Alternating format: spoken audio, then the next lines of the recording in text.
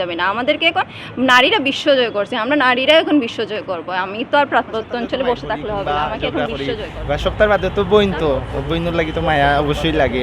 বইনে বলতে উফরে মারামারি ঠিক আছে, বাট ভিতরে তো মায়া মহব্বত। বইন দূরে থাকলে গোরাইয়া করো গিয়েও জিগাইছি আমার এশিয়ান ইউনিভার্সিটি ফর ওমেন্সে চান্স পাইছি অ্যান্ড আলহামদুলিল্লাহ এখন আমি এশিয়ান ইউনিভার্সিটি ফর ওমেন্সে ভর্তিও হয়ে যাব। 2 তারিখ থেকে আমার ওরিয়েন্টেশন শুরু হবে।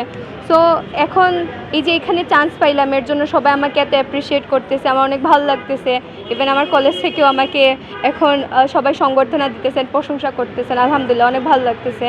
অ্যান্ড এই যে পুরো স্কলারশিপটা ওইটা পুরোটাই আমাদেরকে শেভরন প্রোভাইড করছে। সো দোয়া করবেন আমার জন্য সবাই, যাতে আমি শেভরন যে আমাকে স্কলারশিপটা প্রোভাইড করছে টাকাটা যাতে আমি ভালো কাজে ব্যবহার করতে পারি, আমি ভালো রেজাল্ট করতে পারি, দেশে বিদেশে নাম করতে পারি, ভালো একটা মানে কারণ আল্লাহর কারণেই মানে উনার আমার ভাগ্যে লেখা ছিল এবং আমার পরিশ্রমের কারণে আমি এতটুকু আসতে পারছি। তারপর আমি আন্তরিক শুভেচ্ছা জানাতে চাচ্ছি আমাদের প্রিন্সিপাল স্যার, কারণ প্রথমেই উনি আমাদেরকে এই সুযোগটা দিয়েছিলেন, তারপর শেভরন, তারপর এশিয়ান ইউনিভার্সিটি। এবং আমি বলতে চাচ্ছি আমার জুনিয়রদের কাছে, কারণ হচ্ছে ফার্স্ট অফ অল একটা কথাই হচ্ছে ইংলিশের বেসিকটা স্ট্রং করো। কারণ আমরা যখন গিয়েছি সামার স্কুল প্রোগ্রামে তখন সেখানে সব কিছু ছিল ইংলিশে। তো আমরা যেহেতু বাংলা মিডিয়ামের স্টুডেন্ট, তো আমাদের অনেক প্রবলেম ফেস করতে হচ্ছে, কিন্তু আমরা আত্মবিশ্বাসী ছিলাম যেরকমই হোক না কোনো পরিস্থিতি আমরা পারবো। এবং আমরা সব একগুলো অ্যাক্টিভিটিস ছিল সবগুলোতে অংশগ্রহণ করছি, পারি বা না পারি এটা বিষয় না। ফার্স্ট অফ অল হচ্ছে তোমার ট্রাই করতে হবে, ট্রাই করার বিষয়টা মেইন। এবং বলতে চাচ্ছি যে একটা কথাই বারবার আমি বলতে চাচ্ছি যে ইংলিশের বেসিকটা স্ট্রং করো এবং ফিজিক্স কেমিস্ট্রি বায়োলজি যে টার্মগুলো আছে ইংলিশে সেইগুলো স্ট্রং করো।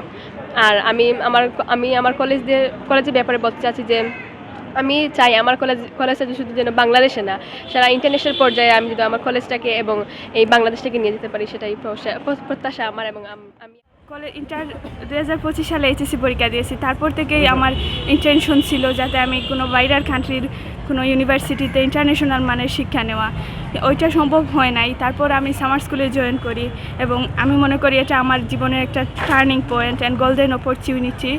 অ্যান্ড আমি সেখানে এখন স্কলারশিপ পেয়েছি 100%। আমি চাইবো যে একটা ভালো মানের সিজিপিএ নিয়ে আমার গ্র্যাজুয়েশনটা সম্পন্ন করার, অ্যান্ড দেন আমি অনেক বড় বড় কোম্পানিতে কাজ করার ইচ্ছা ছিল। তুই তো শেভরনের চান্স পেয়ে গেছিস, তো শেভরন যদি না দেয় তাহলে আমরা কি করব? আমি সবাইকে বলবো যে তুমি যেই স্টেজে আসছো তুমি চালিয়ে যাও, অপরচুনিটিস একদিন আসবে ইনশাআল্লাহ, তোমাকে শুধু লেগে থাকতে হবে। অ্যান্ড ইভেন আরও বেটার অপরচুনিটি পাবা দেশ বিদেশে কলেজে হবে। আমরা যে বাউন্ডারিতে নিজেকে আটকে রাখছি এই বাউন্ডারির ভিতরে আমাদের রাখা, নিজেকে আটকে রেখো না ঘরের ভিতরে বা নিজের এলাকায়। আমি পার্বত্য পাহাড়ে, আমি এলাকা, আমি গ্রামে, এগুলো ডাজন্ট ম্যাটার। আমি বিশ্ব জয় কর, বিশ্ব দেখার সময় ডিগ্রিটা ও অ্যাচিভ করতে পারছে।